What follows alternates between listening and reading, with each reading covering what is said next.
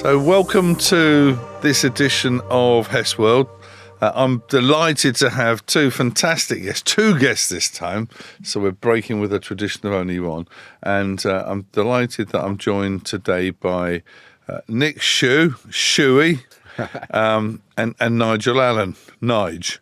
I've worked with both of these guys for many years. I've met Shuey when we brought him into HP when he was a young lad, and Nige when he was at Compact many years ago, and I've stayed working with them over a number of years, and they are both fantastic at the art of selling. Taking a very different approach. I'd say Shuey, the consummate big deal maker, Nige, the consummate relationship builder and door opener, but they're both fantastic at what they do. Now, what makes it particularly interesting is Nigel is within days of his 72nd birthday, and Nigel is still working full time. In fact, he started working for a new company a few weeks ago. So quite remarkable, actually. I mean, so we'll talk. Well, part of what I'll be asking Nigel is why you're still doing it,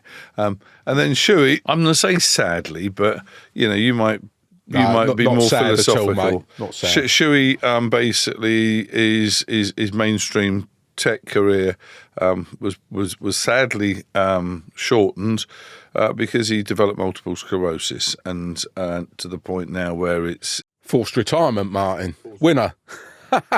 But so some amazing stories. But let's kick off. Let's kick off with going back early doors. You grew up in South Hampshire, Shuey? Yeah. So I grew up in Fareham, between Portsmouth and Southampton. It was single parent family. Not a lot going on. Blah blah blah. And I sort of thought to myself, this isn't what I want from my life. And it was all about earning some money so I could do the things that I wanted to do in my life. And, I've always had ambition and plans to travel, see the world, experience lots of things, which I have managed to do in my 52 years. It's been a ultimate journey, really, in terms of, life experiences, ups and downs, obviously, with my health and my near-death experience when I was BMXing at the age of 40. I've had a life, and tech has been an absolute winner for me through my career and my personal journey. It's been absolutely fab. Was it a sort of poorish background? I mean, what was it? Yeah. I mean, I lived with my mum. We had a little flat. I shared it with my mum, both my brothers. Things were tight. Money was tight. But I was no douchebag in the brain capacity. So, I thought, I'm going to do something life-wise where I've got the ability to earn and do the things that I wanted to do. So, I always had that ambition behind it. I never knew what I wanted to do. I kind of fell into IT, which is interesting. But I was saying to... You were a vision technician for a while, yeah, for the layman, Martin, that's a window cleaner. Whilst I finished uni, where I did my have-no degree, my HND. And I was a vision technician / window cleaner for a bit. Before I fell into a job at IBM, which was, the real catalyst for my world. I went to IBM courtesy of a great reference from one of my friend's dads who had an OBE, so it was, it was a bit posh and all of that.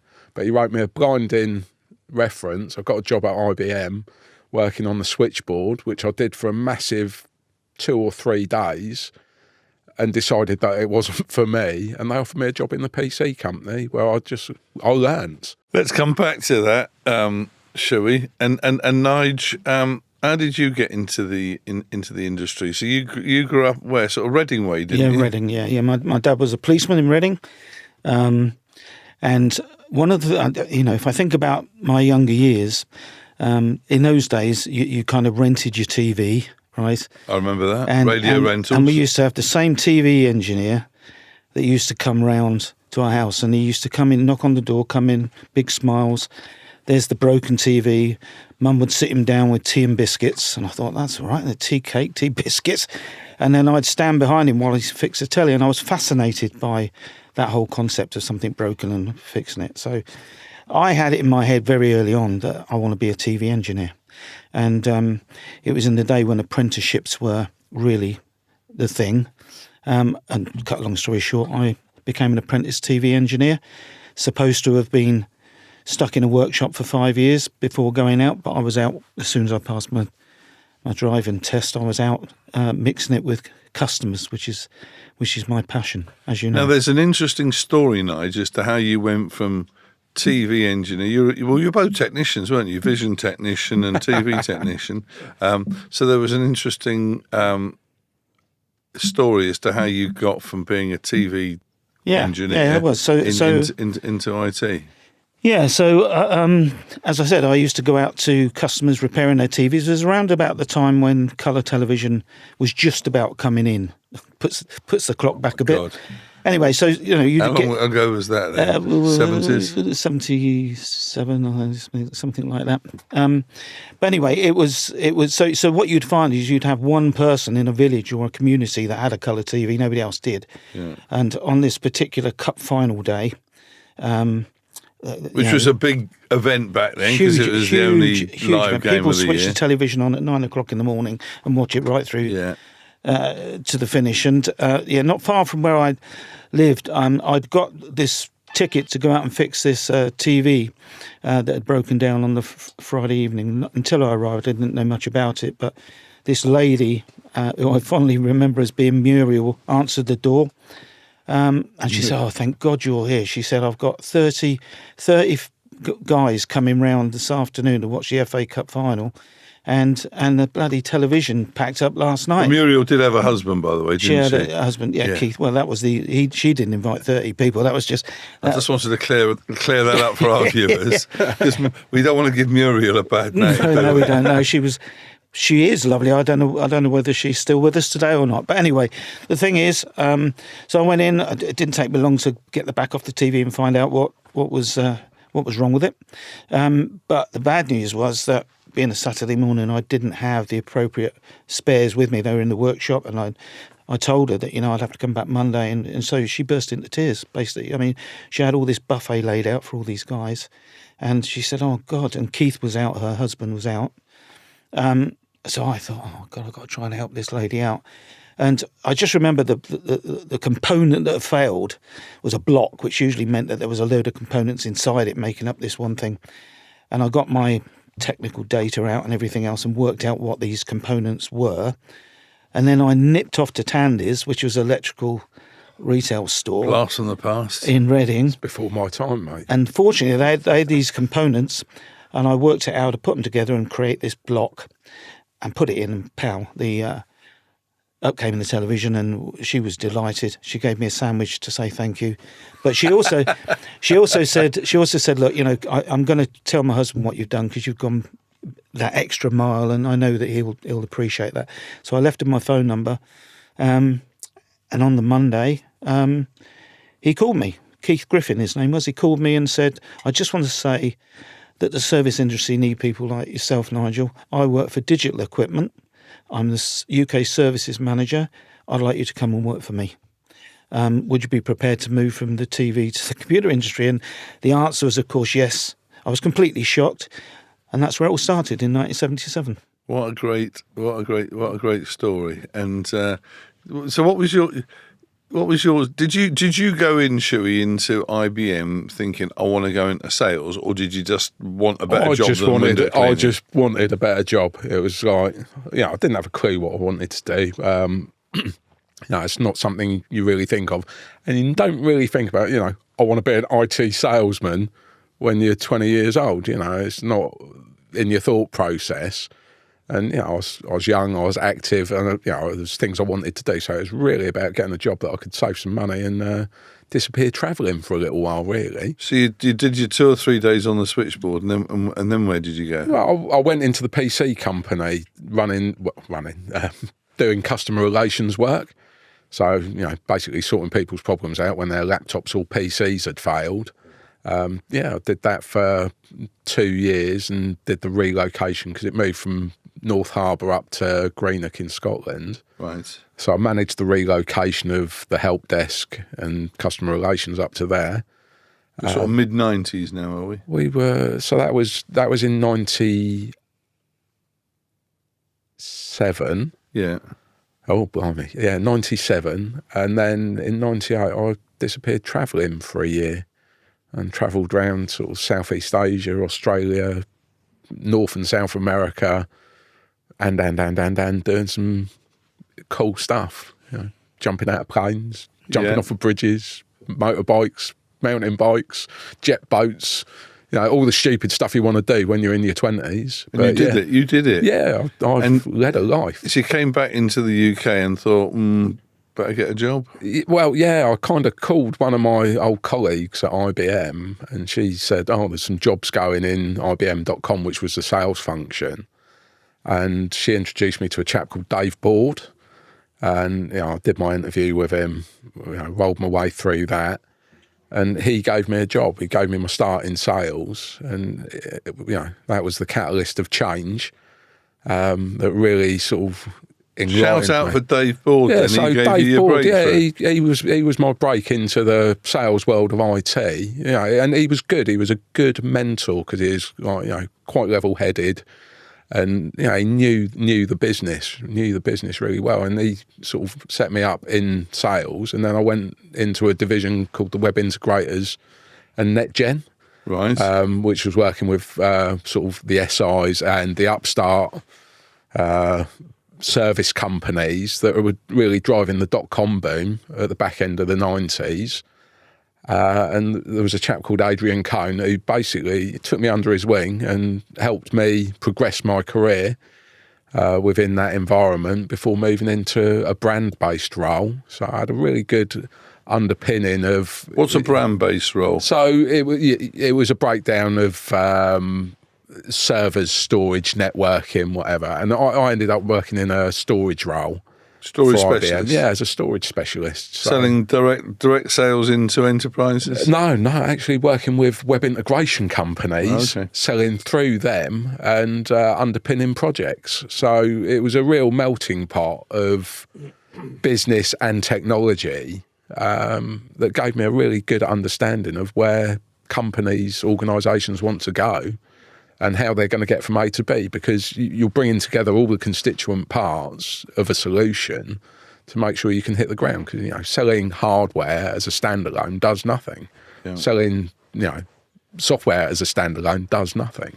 So it's how you bring all those components together to bring a solution that will deliver a serviceable value to the customers you're working with. Did you have a feeling when you got into sales, I found my real métier, I found my niche, the glove fits really well? 100%. I mean, I think as a salesman, you're born into it. I think it's a sort of given. You either are or you aren't. You can learn certain things, but if you're to be successful in what you do, I think you've either got it or you haven't. And that's I firmly believe that, and it's one of those things. I think all my life I've been some sort of salesman. I've been a chameleon of where I've been at. Yeah. To actually progress and do the things that I've wanted to do. So what are the things that you really liked about sales early doors? Well, for me, it's the problem-solving pieces. So, you look at sort of what companies are trying to achieve or customers are trying to achieve, and you're helping them solve big problems. And it was that side of things. Plus, I enjoyed the technology. I enjoyed where it was going. I enjoyed, the human aspects of it. The people that I work with as well. I work with some brilliant people over the course of time. And it's just been, But you know what, Shue? eye-opener. Everything you said is something a pre-sales person could say. You like chasing the money as well, didn't you? Oh, massively. I mean, for me, coming from my background, I was the ultimate coin-operated salesman. If there wasn't a prize at the end of it, Martin, would I get out of bed? Doubtful. I'd choose life and do something a little bit interesting. But, all the things that I embarked on doing, I wanted to focus on 100%. So it wasn't about doing multiple small deals. It wasn't about sort of having run rates of things. It was going elephant hunting. It was going. You're an elephant hunter, but there's this great story you told me about once about the guy who told you about how much he earned in commission in a month. Yeah. So and that was a trigger for you, wasn't it? Yeah, it was. It was when I was working with a web integration team. There was a product sales guy called Lee Chinosky, who was a RS6000 Unix salesman. And he turned around at me and he's like, I've just got 40 grand commission. I was like, what, this year? And he was like, no, this month. And I was like, hang on a minute, I want some of that. I was like, you do one or two of those and that's it. You're laughing, you're sort of bouncing up into the realms of sort of interesting money to choose life and do the things you want to do. So was that a bit of a life-changing bit of information? That was a life-changing conversation in the fact that it was my catalyst to move from a .com sales environment into one of the brands. Proper And that's when I went into the storage business. And that was a product base and you were part of a bigger team. But I always aspired to sort of get to the full-on solution pieces. And that was my change from IBM to HP. Yeah. So you joined HP in 2008. That's when I met you. That's when you and I met. So you came in with Andy Spur and Lee Burt. You were three youngish lads. Yeah. And IBM, frankly, weren't paying you enough because you were homegrown, which is not a criticism of IBM. It's the way it is.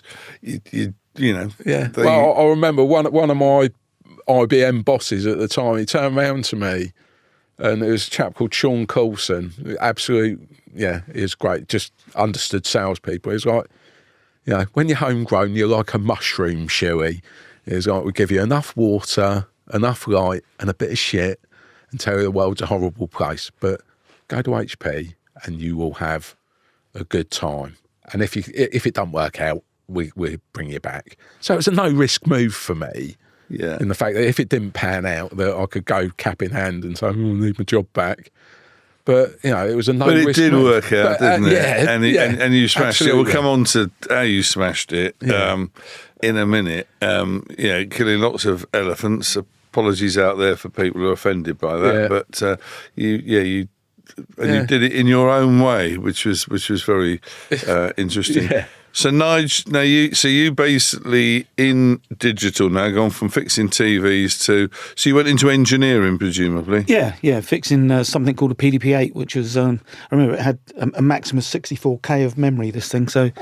But digital were they introduced mini computers to the world really, and clustering and lots of other things as well. Yeah. Incredible company, as you know. VAX clusters. VAX clusters. I had loads and loads of VAXes. Yeah, just a really good.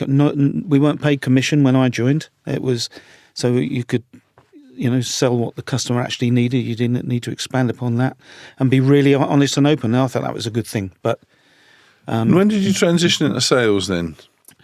After I was an engineer for about a couple of years, and I think as I got to maybe 2 or 3 years, but as I got to know people, we really integrated well. Everybody knew everybody, so I was talking to lots of salespeople and sales managers along the way. And I think somebody just realised I had the gift of the gab, and was convincing enough that they said, "Look, I think you'd be great in sales." And I'd never really considered it, to be honest with you. I'd been engineering. All I knew was engineering, but the thing is that one of the great things about being a TV engineer is I used to, on average, be into 16 different houses a day. Yeah. From a caravan on the side of the road to George Harrison's place in Henley, So I got to meet lots of different people who need to be addressed in different ways, and you want to come out with the same result. And I think I learned through those years, how to deal with people. So, I think that was a big thing for me in my sales career anyway. But yeah, so I got into a sales role. I was selling services initially, and then products. I did pretty much everything by the end. But and then compact bought digital, and then of course HP bought compact. So I went through that journey. Yeah. Yeah, cool. So let's talk a bit about the sort of salesperson you guys were, because you were very different in approaching the job, I'd say, but both very effective in your own way. So you were a big game hunter, Shue. As you say, you shot elephants. You didn't bother with the rats and mice. No. So let's talk through some of your deals, because you were very strong in public sector, weren't you? So I sort of fell into that really. When I joined HP, I'd been chatting with some friends of mine that were working for one of the integration firms that I sort of maintained a conversation with, and they were looking at a change. We kick-started a conversation into a government department, and I ended up doing a quite a chunky first deal. It was the biggest x86 deal, although it wasn't the brand that I was selling, the product that I was selling at the time. But I managed to negotiate a plan with my management to go and open the door, and it was it was a win-back deal. Was this at IBM still? No, this was at HP. So who was it into? It was into the Ministry of Justice. Right. And we ended up, they were consolidating 43 regional data centres into 3 national data centres. And I started a conversation. We helped drive the sort of technical dialogue with them. I worked with a very good pre-sales that helped me do what I needed to do. I had enough technical knowledge to be dangerous to open the door. The deep dive was with my pre-sales, a chap called Dennis Parbert, and absolutely epic. But we ended up doing a phase 1 deal with them in my first sort of 5 months at HP, which was the largest x86 deal of the quarter at the time. And we closed, part 1 was about, I think it was about 10.5 million quid of x86 servers. Those were the days, big tin deals. Yeah, it was absolutely superb. But I knew that it would lead on to sort of like the big iron back end systems, which was the HP UX Superdome environments and large XP storage frames, networking and support services around those. And we sort of, we engineered the conversation to, help the customer get from A to B in terms of what they wanted to do and position it as a sort of, essentially, before cloud was a cloud, it was a private cloud. Yeah. It was the UX application hotel, the interface is out, all the application stacks housed in one environment. And it resonated with them in terms of management, in terms of interoperability, in terms of, the service to the clients. It really worked for them. So, we basically went a bit mad with it. But we had a lean team. It was myself, my pre-sales, and a business unit person that helped me with the pricing, a lady called Claire Adams, who to this day still thinks I'm nuts, I'm sure. But, we kept it lean, did the deal with Stereo, and we ended up doing around about £70 million over the course of that contract, which was brilliant. I do recall, actually, I did a deal day with you and the senior leadership team, and I did get informed after that deal day review that you said, I think he's nuts. Whatever he's smoking, I'll have some of it. And I did close the deal. On the day that I said I closed the deal, at the margin I said I closed the deal at, which was good margin. And you turned round to me, and this was my confidence booster in HP. You turned around to me and said, in 25 years, Shue, that's the best bit of selling I've seen. You can dine out on that one for a little while. But, me being me, I did dine out on it, obviously, but I still had my foot on the gas for other deals that I was looking at. We'll come back to how you do those, but didn't you ask, I'm trying to remember that, didn't you ask me, will I get paid on it? Yeah, I did. I remember you asking me that because IBM, great company though it is, they would have capped me. They would have capped you, and I think you asked me, "Will you pay me out?" Yeah, and I said, "Yes, we would." Yeah, and you did, and we did, and it was a chunk, and that's back to the coin operation part of my psyche. Yeah, in terms of how I worked, I constructed the deal from the ground up. It was outside of my business unit, some of it. But you did make the commitment that you would pay me on my full entitlement of my business unit plus accelerators, and I did get a bonus on the bits that sat outside my business unit as well, as I've done the construct and lead on a new logo piece of business for Fantastic HP. deal. I still... was that the one where you took me in to meet the client? Yeah, it was. Okay. I did try to outsource the outsourcer on it. Yeah. No, That was interesting. That was a reputation. I think that made your reputation, didn't you? And that did. Yeah. Did you ever miss your annual target in HP? No, not once. Not once. And that's over how many years? I was at HP for 13 years, and I made quota and then some. But you smashed it. I mean, like 200, 300%. Yeah. So was that because you were brilliant at negotiating your quota? I didn't really care about the quota, to be fair. I mean, if it was daft, obviously I would have said something about it. But, the nature of what I did was new business. And as a new business rep, you always got a relatively low quota because it was market share and new logos. So that side of things didn't really bother me because I knew that my quota was never going to be, super massive, but it did give me the ability to absolutely smash the targets year in, year out. So you were a big £500,000 plus a year earner for a number of years. Yeah, definitely so. You just spent it all on Maseratis and Aston Martins, and I've had some cars over the course of time, Martin. Without a doubt, I am a petrol head, 100%. But no, it was always something that I've been into. And I enjoy it. I enjoy driving it. I mean, you've seen a few of my cars, so you know what I'm into. Yeah.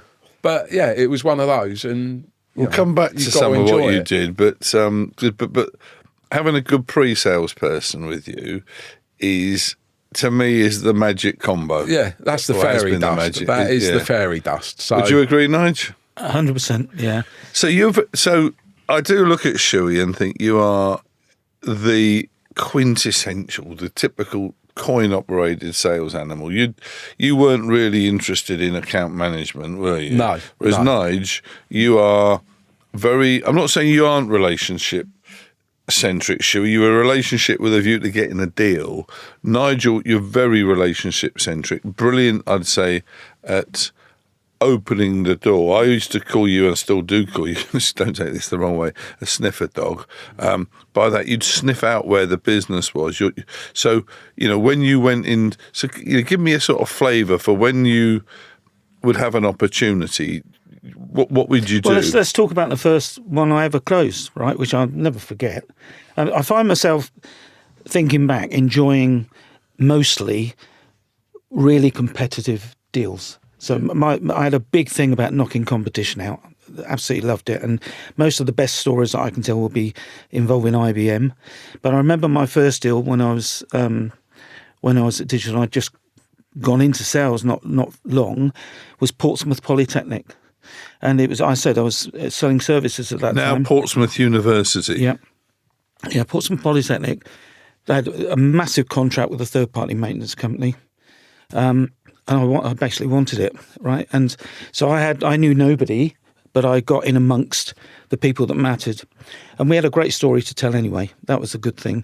And I then met Professor Steve Pratt, right, who was really the ultimate decision maker around all this stuff. And it was a bit complex because there was still a year to run on the other contract. But the long and short of it was I built such a great relationship with Steve Pratt. I took him to all sorts of events, rugby in Ireland, you name it. We did it. And we had great fun, got to know his family. And there was a kind of a trust that built and whatever. And he forced the issue to get this third-party maintenance company. I wouldn't say they were 100% happy with them, but he absolutely wanted to make the switch. So that was my first deal. And I enjoyed it so much, because, as you know, I like sport and I like chasing the goal, and there was an ultimate goal, and that's what I enjoy about sales. Really is. You told me in the past about another deal, States of Jersey, because I think your great strength is you get really close, intimate with your client. You get to know them. good example of that. You remember Muriel's name, from when you fixed her TV, and you remember the guy at Portsmouth Polytechnic's name. You get close to them, their family. You understand what turns them on, what they like, and build that relationship of trust. The States of Jersey, I think, was a good example of that, wasn't it? Yeah, it was. And so, I mean, can you imagine somebody coming up to you one day and saying, Nigel, I've got a new job for you. What's that? I want you to look after the Channel Islands, right? Was that the only part of the patch? That was it. It was the Channel Islands and everything in it, right? Yeah. So you imagine all the different industries that were involved in that. The biggest by far was the states of Jersey, the government. And, there was pockets of wins and stuff that they used to buy from us. But the big prize was in finance, right? And they were running Millennium on IBM mainframe.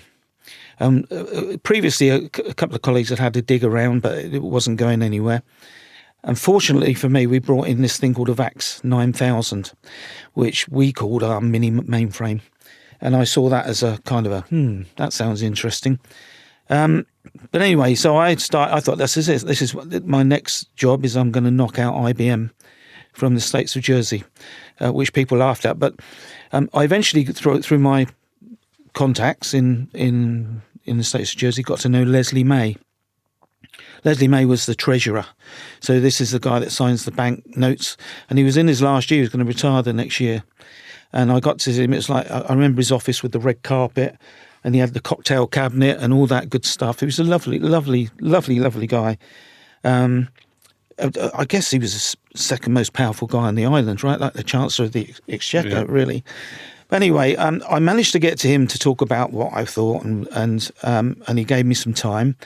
And I said, look, he said, but we've got IBM. We've been running this stuff for ages. It works. Why would we change? All that stuff that you get pushed back at you. And I said, well, let me deal with your guys and take it a bit further. And we kind of started to convince them that it was worth looking at. We talked to Dun & Bradstreet, who ran Millennium, and got them. They were sort of already thinking about porting and all that stuff that happens. But the breakthrough was we got to the point where I felt, right, now I can really go for Leslie and say, I think we've got something. We had this massive flagship event in Cannes every year called Deckville.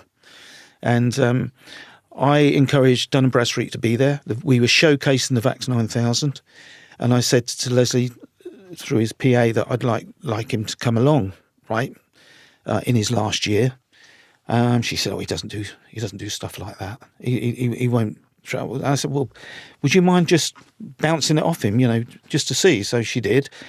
I got a call the next day saying he'd love to. So anyway, I obviously got on pretty well with him, but I think he saw it as a last year opportunity, what the heck sort of thing. We had the most incredible sessions over there. He arrived at the airport. He had to come over on a separate flight from everyone else. And I remember being told, you must refer to him and introduce him as Mr. May to everyone. I said, that's fine, whatever.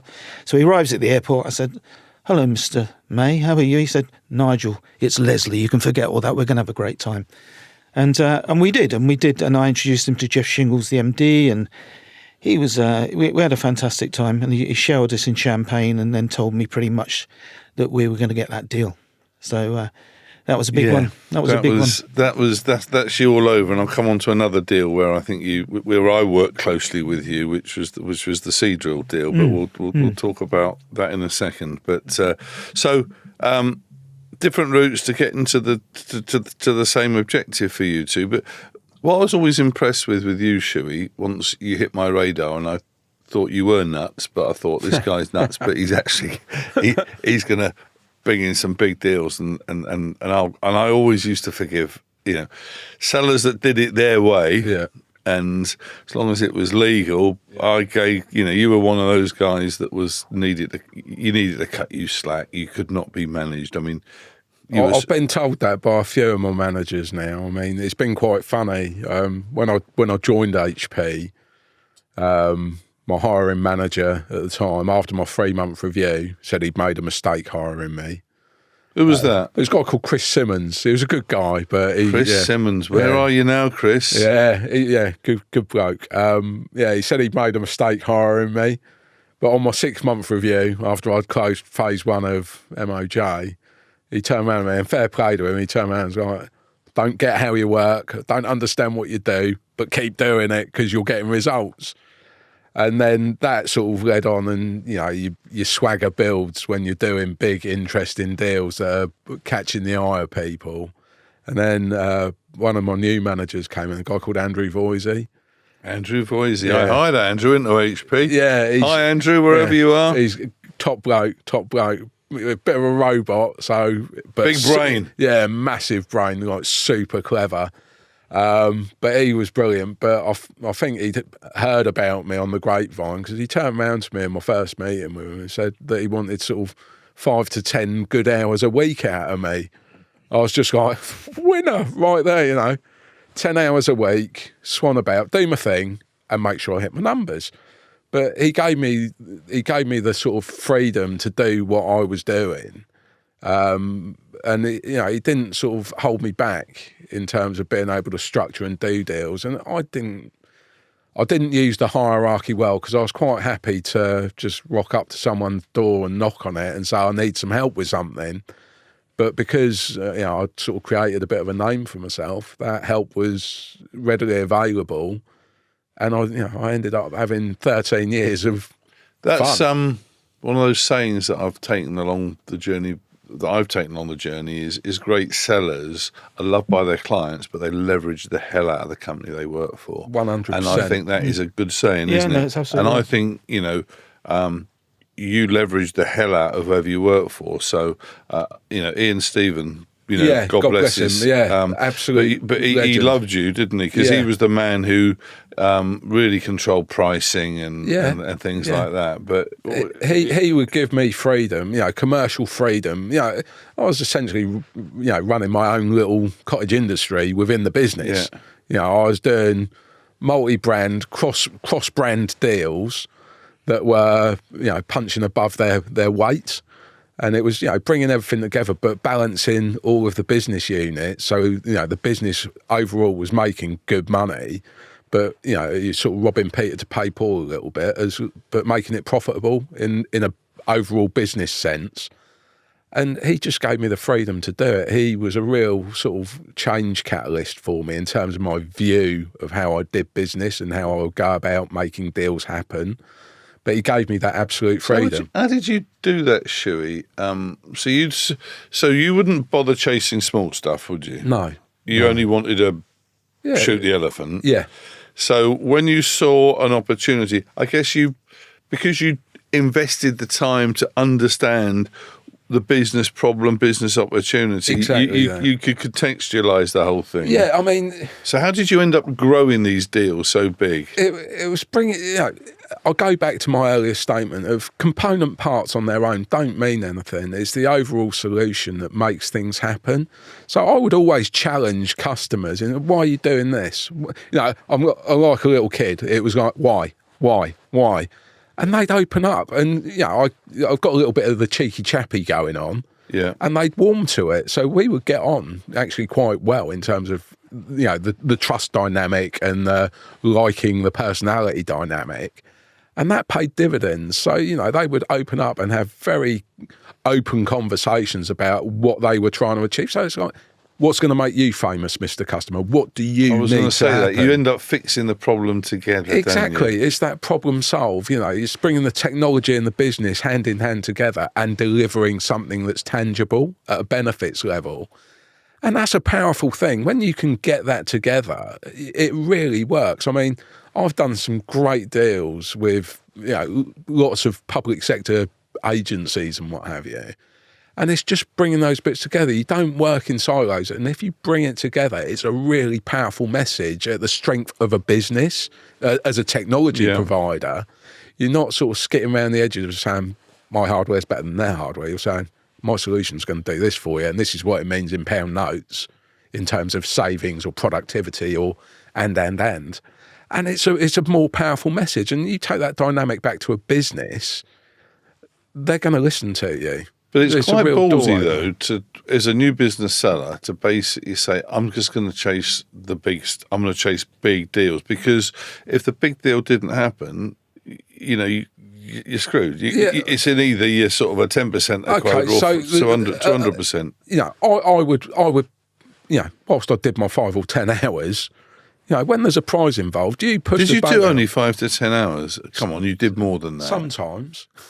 You see, because I have my damn times, right, and I'm not going to lie. I've always said great sellers, year in, year out, work bloody hard. Now, you just shot that bloody theory. Well, but you'd get off your arse and get up to London early. Yeah. You'd go to where you needed to go. When there was a prize, Martin, and I'll go back to my coin operation, when there was a prize, I would quite happily do a 16, 18 hour day, without a doubt. And I'd put the yards in.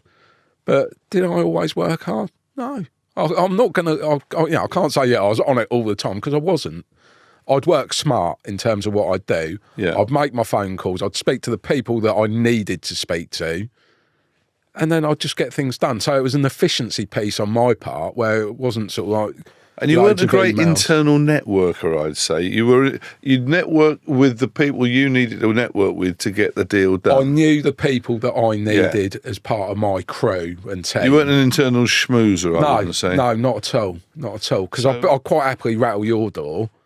Oh, I love that. Yeah. I've always, I learned that, by the way, at IBM, which is treat everybody in the company right up to the chief executive as a resource to use to help you win the deal. Exactly that was taught to me right from the get-go, and it's the right way to look at it. And that's how you treated me. Martin, I need your support on this. Martin, I need you to basically come and see this customer. And that's how I wanted to be used. I rattled cages at HP, 100%. I remember in my early days, I put a call into my business unit manager, a guy called Mark Payne. Great bloke. Mark Payne. Hi, Mark. Yeah, top bloke. I gave him a Friday night call because I had a deal on the go. I was like, Mark, I need some help to do this, this and this by Monday. And he was like, we don't work like this, Nick. I was like, well, you've employed me to do these sorts of deals. I need your help. So, lo and behold, Monday morning, I got what I asked for. And I did the deal. You were hard to say no to, but I was pushy when I needed to be pushy. But as I think we both agree on, the business is there to support you doing. Without sales, the business flounders. Everything starts from a sale. Exactly. Everything starts from a sale. It's kind of like once you get that mentality and mindset about actually, I don't care if he's the MD. I need this to help me do. You never gave a shit about that, did you? No, not at all. Right, let's come on to in a minute your favourite deal and the one that got away. Yeah, but I'm going to ask Nigel. So because you'd go above and beyond to win business. Talk a bit about the Seadrill deal, because that's the one I really work closely with you on. Seadrill, company that makes offshore oil platforms. Don't make many of them, but they're bloody expensive, the ones they make. And you knew the CEO there from a previous life. Yeah. So Richard Duplessis you're referring to.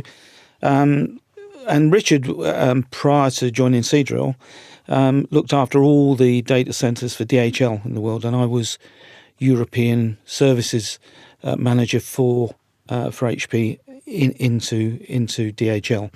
So I got to know him very well. I spent a lot of time in Prague, which is where he was based. You used to do the karaoke numbers with him, didn't you, in a particular bar in Prague? I did. As far as I know. Because you fancy yourself as a singer as well, Nigel, don't you? I was a choir boy, Martin, and it never left me really. But anyway, we had a lot of fun, and there was one particular piano bar with an incredible pianist. What was his name? Oh, I don't know. He was Czech. Come on, he was Czech. I can't even pronounce it. I don't remember what it is. But it didn't matter. He was fabulous. And one evening, Richard had said to me that he wasn't feeling very well. So he wasn't going to be out this particular evening. And I said, that's fine. So I went walking looking for a place to go and watch some football. And I walked past this little restaurant and I caught this piano music, and I looked through the window and there was nobody in there, just this guy on a piano. I thought, that's sad. So I thought, football can wait, I'll go in and have something to eat now. And anyway, he was turning around at me, he was so pleased I'd arrived. And then on the menu there was a bottle of Duplessis wine, and I thought, that's interesting. So I contacted Richard and I said, how are you feeling? He said, oh, not so great. And I said, well, look, I found this little place. and you can hear the music in the background, but they've got some Duplessis wine, and I'm just drinking a bottle. He said, "I'll be there in 20 minutes." Right, and we had a great evening, and that became our secret little restaurant. He used to take all his team there, and eventually I was singing and whatever, with this guy playing the piano. So, but over the years, I mean, I built a fantastic, I had some great success there at DHL, but I built a great relationship with him. And then I left that, and then I didn't hear from him for a year or two, I guess. And then out of the blue, I got a call. I was in London, and it was Richard. And I said, "Hello, Richard, what are you up to?" He said, "Well, I'm working for a company called Seadrill. Now, I'm the global CIO." And he said, "We're moving everything, our whole operation, to Chiswick in London. But," he said, "I don't want any data centres. I don't want any kit other than what I have to have." He said, I want to, he was forward-thinking, very forward-thinking. And he said, "Well, I want to have a chat to you about it." So he said, Well, this is what, 2011, 2012? Don't remember like that. that. I can't remember exactly, Martin. But anyway, but yeah, it was around that time. Anyway, he said to me, "Can you meet me at Scott's?" I thought, well, he'd never change, because he'd always go for the expensive places, and I knew he was picking up the bill. So I met him there, and he started to talk to me, and I said, "Look, Richard, this sounds fantastic, and I'm sure the answer will be yes, you want us to take this on. It's a bit leading edge at the moment, but..." Was that the meal I was at with you or not? Well, no, it's because I then realised I'd need you involved, because I was in the wrong part of the business. He just contacted me. I was in enterprise services, the services and outsourcing. That's right, and I was still in yeah, product. Yeah. And anyway, so I said, "Look, let me put a call into Martin," and I phoned you, because I knew you by then, of course, very, very well. And you came over. You literally dropped everything from what I can remember. Because it was Scots, and I fancied a decent meal. And you came over, and we sat. I can see us sitting there now. And I said to Richard, "Just take Martin through everything you just said." I remember the meal well, actually. And you said, "Richard, we'd love that. We'd love that." And he said to you, he said, "Well, that's fine, right? That's fine. I'm happy to give it a go with." We've got IBM and Capgemini in doing the stuff at the moment, but looking after their bits. But I'll see if I can work with you. That's great, but I've got to work with this guy, and that was me. You wanted me working with him, and you were in the wrong side of the business. Only for about 24 hours, because you said, "I'm going to change all that," and you did. And 24 hours later, I was working for you. And in the right side of the business, and then it all kicked off. And of course, I didn't know Seadrill. He introduced me to the folks that were important. He said, "We've got a joint job to do on these guys, because they're not sure about this. This is dangerous stuff." So they're not likes sure. Of Nigel Lapthorne, Dave Ray were the key two guys. So we were on a journey to convince them they're in safe hands. Lots went on. I could go on forever, but 3 trips to India, blah blah blah, all of that stuff because of the outsourcing. I think I went on. Did I go on one of them? I'm not sure. Sorry, I don't want to. I'm trying to muscle my way into this I'm deal, not sure. and I'm probably not justified. You may have done, but I don't remember that. But anyway, we did that, and the long story is you went to Dubai with him. I remember. Went to Dubai on the way to. I think we sort of stopped off there. Had a great team around me. Andy Locke and Emma. I can't remember her surname. Thomason. Yeah, Emma's down in Somerset. So I had, back to having a great team around you. I had a fantastic team around, and I was just working the relationship, getting the tactics right by getting Richard to open up. Working on Dave Ray and Nigel Lapthorne. You probably remember that time I popped down for breakfast. Oh, I was going to come on to that, but for listeners, it was a happy ending because it was something like a 70 million deal, wasn't it? Between 60 and 70, high end of 60s, I think, million. 5-year deal. I'm trying to remember. 5-year outsourcing. It was a 5-year deal, and we were told initially that because IBM were managing they were managing the software. And apps, and Capgemini all the infrastructure. So we were given the right to go after Capgemini, but in the end we beat them both, and we knocked them all out and won the whole lot. So fantastic. So let me I'll tell the story about you, which sums up Nigel Allen going above and beyond. But before, the 2 things I remember about Seadrill, other than winning it, and Richard's a great guy. One, he told me in that first meeting what the business critical application was on an offshore oil rig, and I was thinking, it's something to do with drilling or finding out where the oil is or something, highly technical. He said, no, none of that. He says it's porn. Yeah, absolutely. And right. I said, why? He said, they've got these blokes who live on an oil rig for weeks on end and they've got nothing to do in the evening. So the most important thing is that network never goes down. Exactly. Exactly. That sticks, was very true. Sticks in my mind. Yeah. The other thing was I went shooting down in Exmoor with Richard. During the campaign, and with Nigel and Dave, yep. and we had a little shooting party down there, and you didn't shoot. Nigel, you live in Eastbourne, we were down in Exmoor. You got up at something. I wasn't even invited. Right. No. So you were still, but to make sure your client was okay, that they knew we were committed, that, you know, you just wanted to show that love, you left home at something 3 a.m, drove 5 hours, it might have been 2 a.m, to get the breakfast at 7 o'clock in this lodge on the edge of Exmoor. Yeah. And to this day, that people still talk about that. Yeah, car drives into the car park, in you come, 7 o'clock in the morning. It just said everything about you, your commitment to that deal, your commitment to them. It was phenomenal. I don't know many people who would have been crazy enough to do that. Most people probably said it was mad, but and the thing is, I didn't make. You're both mad, then, aren't you? We are both To a mad, aren't we? certain degree. Sure. Yeah, I think we are. We're the mad. So, but, yeah. Yeah, I mean, to be honest, I didn't make that decision until close to midnight, probably, or whatever the night before. I just thought. I'm constantly looking. I wasn't convinced as to where we were with Nigel and Dave, and they were going to be key this decision. Yeah, you thought you had Richard on side. Well, Richard was on side, but he wasn't going to make any decision that they weren't going to agree with, right? Yeah. And I just wanted to get closer to them, really. That was it. And there was an opportunity. They were having a bit of fun. They were being hosted. And it was a bit of a long drive, I admit that. But they were very pleased to see me. But you won the deal. And they said, what the hell are you doing? And I said, I've come to see you guys. I just want to join in for a bit. So at breakfast, I stayed with them for about an hour. And they wanted me to see how good they were at shooting. That was, these pheasants were falling out of the sky. But anyway, and then I drove back and I thought that was worthwhile. Fantastic. And it was. It obviously was. Yeah, and you've done that in lots and lots and lots of other situations. So, Shue, what's the deal you're most proud of then? Which elephant are you most proud of shooting? So, I've done a few. I think my favourite has got to be defence science and technology.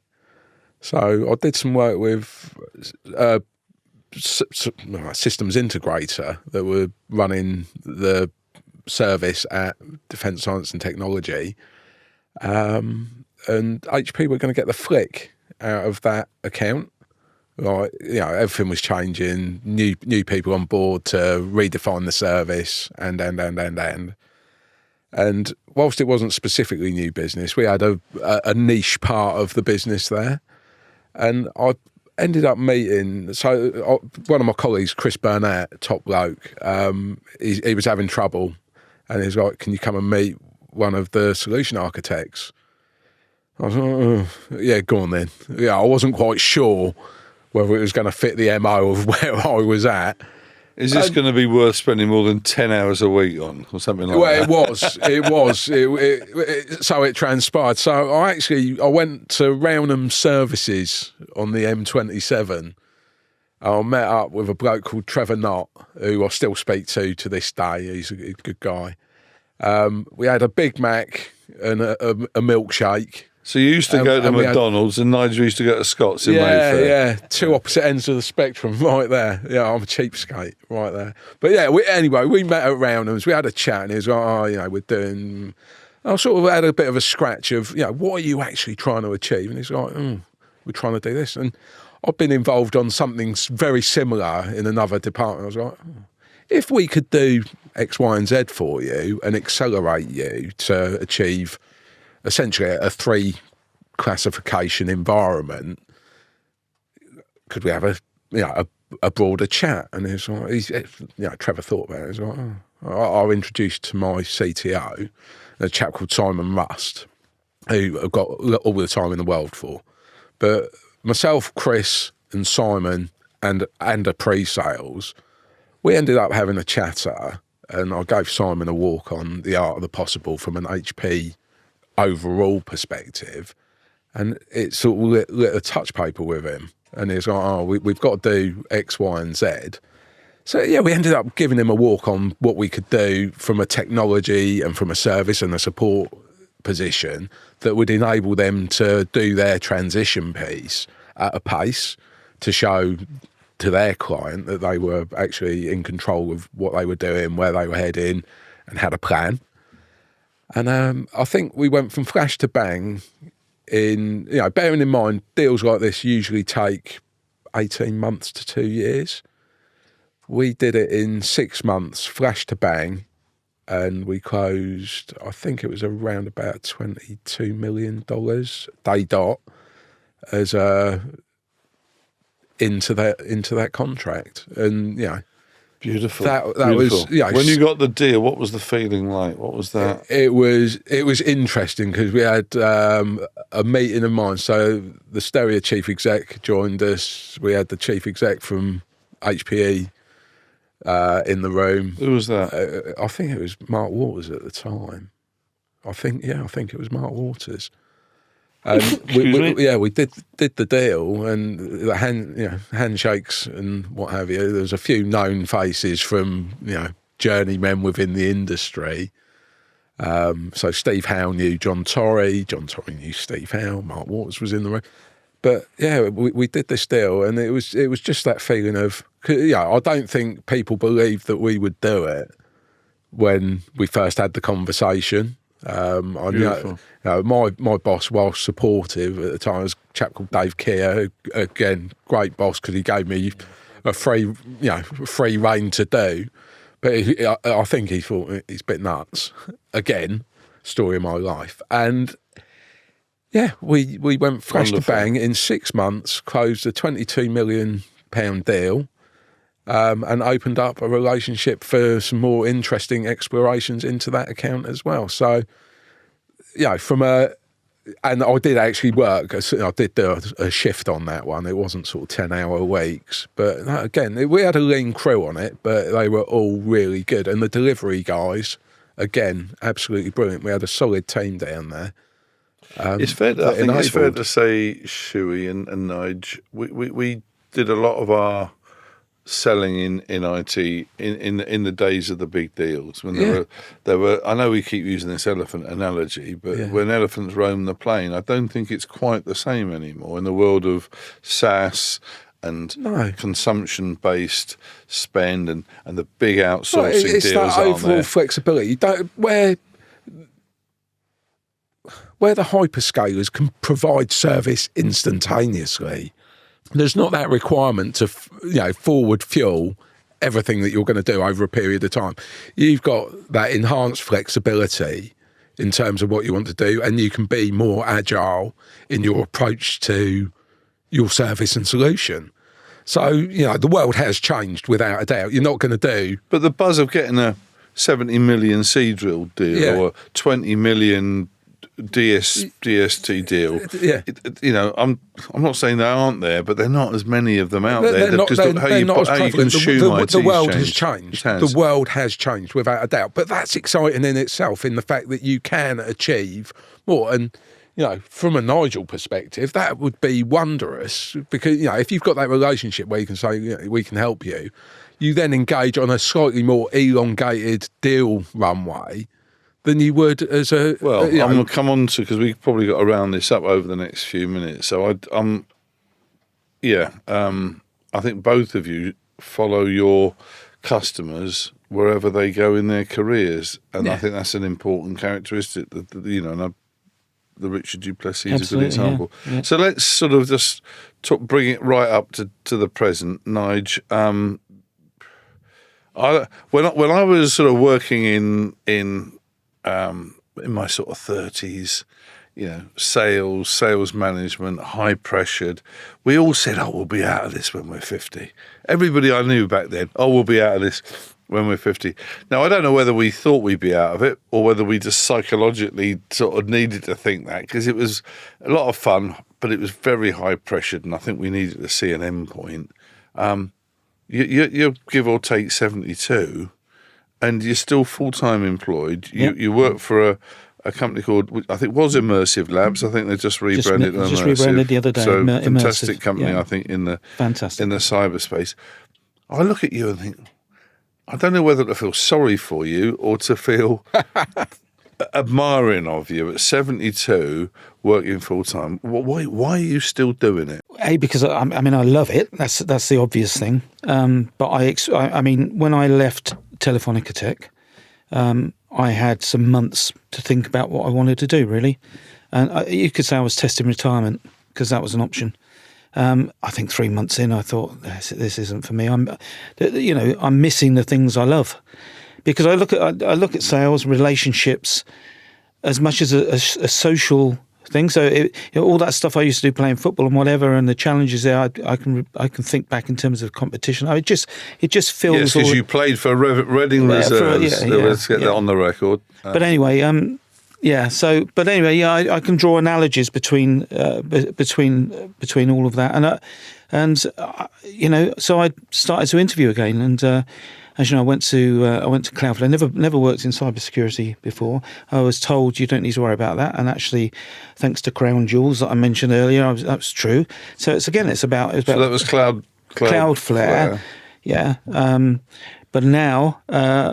I've moved to Immersive, and another fantastic company, and Immersive focus on ensuring that the people within organisations are as resilient as possible, given that from a cyber attack. So when cyber attacks happen, 60 to 70% are usually down to humans not knowing enough about what to do. So what we Immersive do is ensure that the whole company, right up to the board, go through exercises to become as resilient as possible. And your job is to open up the global SIs. Yeah, so it's a company, again, that wants to grow. So the best way to grow, if you're a smallish company, is to scale out through a channel and partners, GSIs being the most attractive, of course, because you get into the enterprise and whatever. That's what I was doing at Cloudflare. I think you opened up Accenture for them, didn't you? I did at Cloudflare. We had small relationships, but there was nothing on no scores on the doors as it were. But I think it's fair to say by the time I left, there was a decent pipeline, which is exactly what I'm supposed to do. And then somebody came and got me, if you like, to join Immersive, and it's the same scenario, really. Different discussion. Similar people, but I'm having to find some more, but still dealing at the MD levels, senior levels. That's kind of where I like to deal. These are the influencers. Already some fantastic conversations going on after 4 weeks. See, what I love about you, Nigel, is you've still got that energy and that positivity to open doors, to make things happen. It is quite remarkable, given your age. I don't know anybody. Maybe you'd take your role model's Donald Trump, because he's nearly 80 and he's still going strong. I don't know what it is. I mean, my legs have gone a bit. The rest of me seems to be fine, and I would know if something changed, and I do enjoy it. I mean, I literally can't wait to get on the train and get up to London and get amongst it. So that's still there. That's still there. Amazing. That doesn't ever go. Do you think it gives your life a sense of purpose? Oh, working? yeah. One. Without working, maybe your life's just a bit empty. I think what I learned was that if you're going to retire, you need to have a plan. Right, you need to have a plan about what it is you want to achieve. I don't think it's fair to say I had a plan, and my wife Elaine is 12 years younger than me, so she's still working. So we weren't in sync on that. Anyway, so we didn't have a plan. I wouldn't want to go off and do my own thing. So I literally just reverted back to what I'd missed in the last 3 months, and that is I want to get going again, start building small relationships, and crack on. And I know a bit about cybersecurity now. I don't have to know too much, but I'm in that world for the first time, and that makes it exciting too. But the old sniffer dog in you, the networker, the making sure you get to the right people to open the doors, that hasn't left you. No, it hasn't. And I find LinkedIn fantastic, right? Wonderful tool. That's sometimes how I start some of these things, You just start with somebody in an organisation that you know and work from there, don't you? It's a real lesson as to how to break into large enterprises or large SIs. You're phenomenal at it. Just make sure you've got the right opening comment that's going to grab some attention. and often the door opens. Everybody needs help, everybody wants help. There isn't anybody out there who isn't willing to speak to somebody they think that can help them. And people like you, Nigel. You've got this great ability. People get very fond of you. You're a lovely, engaging man. People build trust with you very quickly. So it's a great quality. I love people. I'm a people person. You do, actually. You like people more than I do, actually. Well, actually, 16 people a day when I was a TV engineer, that's how I got to learn that you meet these strangers and you can turn into relationships. And, are you going to keep going? I have no plan to stop. I still don't have a plan beyond, but I'm not regretting that at all. I'm conscious of time. I'm conscious that if I have got one or two things that I want to get done, in the next 10 years or 15 or 20 or however long it is, then I need to make sure I do them before anything changes. But at the moment, I'm enjoying things so much that I've got no plan to do anything different. I think that's inspiring, actually. And anybody out there, let's put it out there, anybody out there who knows of anybody in UK tech who's working full-time at 72 or older, please let me know, because I think, Nigel, I think you probably got that record. I'll be amazed if there's anybody who's older. So, and I think we've become a less ageist industry. I think a lot of people, maybe because the industry's changed and the old warhorses who know how to sell do enterprise selling. Yeah, maybe I'm showing my age by saying, but I'm not sure there is many coming through, and I think therefore you hold on to the talent you've actually got. As long as you've got the energy and enthusiasm, I don't think anybody's going to want to be taking somebody on that appears to be slow or slow, cynical. Sluggish, I agree. You've still got to have that drive to do it. You've got to genuinely want to do it and have that energy and enthusiasm. I think that's what keeps me going, because otherwise you're second rate, I think. Cool. Thanks, Nigel. Shue, now let's come on to you, matey, because tell us about the MS and when you actually first found that you were struggling with that. It's a weird one. I think I've had it actually for many years, but I just put it down at aches and pains of getting a little bit older. But yeah, in 22,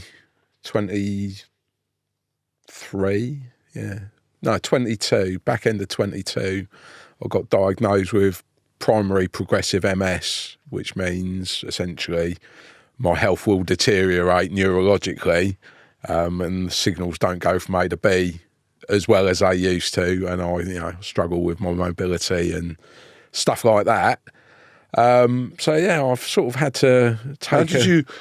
What were the signs that you? Well, it was fatigue, and I was having issues walking. So the little things. So nobody put two and two together over the course of time, and it wasn't until I went to a physio and they were concerned about my walking gait that they asked me to go and see an osteopath. My osteopath said there was nothing wrong. I want you to see a neurologist. Went to see a neurologist, had to have an MRI, and I've got a load of inflammation on my brain and spine. Then I had to have lumbar punctures and all those sorts of things, just to sort of give a full diagnosis of where I'm at. But I've got the crappy version of MS that will deteriorate in a time frame that no one can sort of say. So it's kind of sort of dictated a bit of my life for the last couple of years. Tell us about what you can do now, because I still think you get on your bicycle, but you have, if you don't mind me saying so, you have to. So, you're on sticks, aren't you? I have to use walking sticks now. Walking's not a pretty sight, but I can still get on my push bike. I still ride about sort of 50, 60 miles a week on my push bike. Obviously, I need a little bit of help when I get off my bike, but that's what my friends and brothers are for. Sitting down, talking and all those sorts of things, I was still, plenty switched on, but, you get fatigued. Everything in my life is 10 times harder now, sort of silly things that you just take for granted. I no longer take for granted because, it just doesn't work like that. And, unfortunately, it does, it changes your world. It does Are you in change pain your world. at all? Yeah. I mean, it's a weird one because I know it's sort of nerves and whatever, but I get quite bad joint pain, limb pain, aches and pains generically, where I can't be as active, and you're compensating when you're walking. There's loads of moving parts to it that are detrimental to your overall. So, it's really sort of keeping a positive mindset in terms of how you are, what your condition is, how it's going to manifest itself over the course of time. But fortunately, I've got great people around me. I've got good friends, my family. And you moved to a bungalow. Well, I'm going through the throes of it. And obviously it's not been a great time to buy and sell houses over the last 18 months. I'm going through the throes of right sizing my world at the moment, getting myself a bungalow that's going to be wheelchair friendly in the future. Going and through you those don't bits. work now, do you? No, I can't. I mean, if I'm doing something, I want to give it 100%. And, the reality is I get tired now. So I personally still think it's really listening to my body. Yeah. And, letting that dictate to a certain degree. We've met each other over the last couple of years. I'm amazed at your attitude to life. You've never once moaned to me about your condition. You've always incredibly positive. I think that is remarkable. State of mind stuff. It's a state of mind. I've always been fiercely independent about everything that I've done, and I always give 100%. But you don't feel sorry? Well, certainly when I've been with you, you've never felt sorry for yourself. What's the point? I mean, this is the hand I've been dealt. You crack on with it. I'll do things. I will continue to be independent my entire life, and I've got a game plan of when my health deteriorates and those sorts of things, because I know it's going to happen at some point. But in the meantime, choose life. Do the things you want to do. Yeah. Don't have a half life. And I won't. I will do all the things that I want to do as long as I can do them. And do you still drive the Maz? No, the Maz has gone. I say that loosely. When I'm right-sized house-wise, I'll see what the finances look like. I might get another toy, and I might do a bit of a road trip down the south of France and Italy and whatever, whilst the game's good, whilst I'm still allowed to drive. And do you think you might come back into part-time work because you got a great network, you got a great talent, or...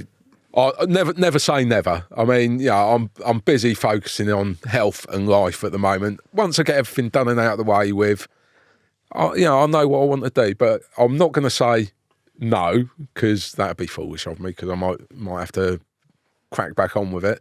But I'm on for doing the things I want to do. I'm choosing my things.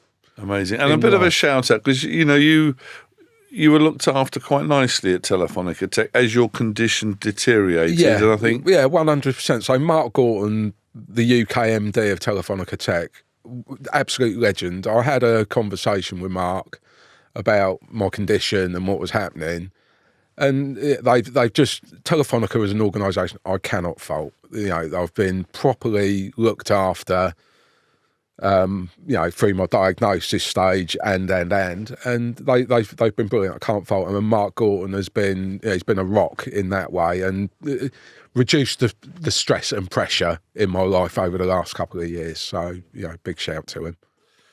Well, so I think that brings our chat to an end. It's gone on a bit longer than I thought, but it was as interesting and as stimulating as I was hoping it would be. Amazing story from both of you. You're both fantastic at what you've done. You've been a great part of my journey through my career. My life's a better place because I know both of you and work closely with you. So thank you both for giving up your time today. Thanks, Martin. It's been an absolute pleasure. It's been fantastic. great. All right. Cheers, guys. Bye-bye.